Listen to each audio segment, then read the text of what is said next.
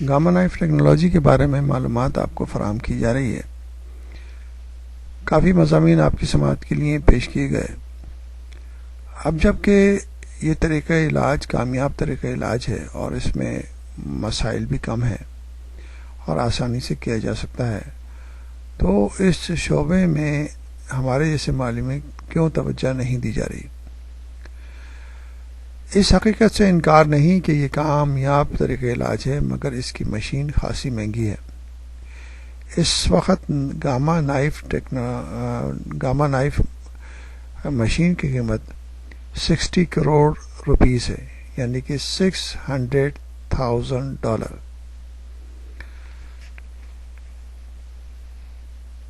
پھر اس کی دیکھ بھال پر سالانہ 1 کروڑ خرچ آتے ہیں، یعنی کہ تقریباً $100,000 جو ہے اس کے اوپر خرچ آتا ہے.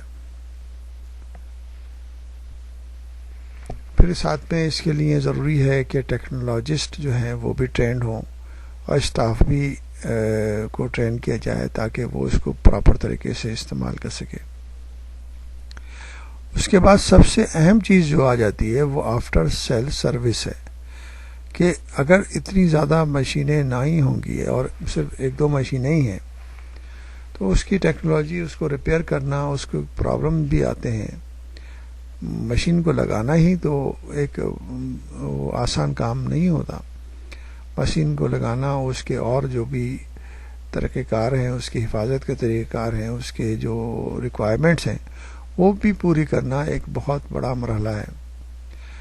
ہمارے جیسے ملک کے اندر جہاں پر الیکٹریسٹی کا فلیکچویشن بہت زیادہ ہے، وہ بھی مسائل کا شکار، وہ بھی بڑا مسئلہ ہے، جس کی وجہ سے فلیکچویشن کی وجہ سے جو بھی مشینیں ہیں وہ ناکارہ ہو سکتی ہیں. اور اتنی ایکسپینسو مشینیں اگر کوئی ناکارہ ہو جائے یا اس میں ڈیفیکٹ پیدا ہو جائے تو اس کو ٹھیک کرنے میں بھی بہت بڑے اخراجات آتے ہیں.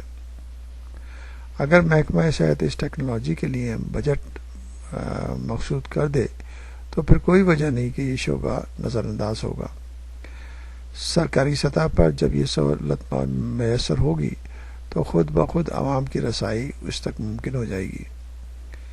یہاں ہم بتانا چاہیں گے کہ اگر سرکاری سطح پر حکومت تعاون کرے تو وہ افراد جو اس علاج کا خرچہ برداشت نہیں کر سکتے، متحمل نہیں ہو سکتے، ان کا مفت علاج بھی ممکن ہو سکتا ہے.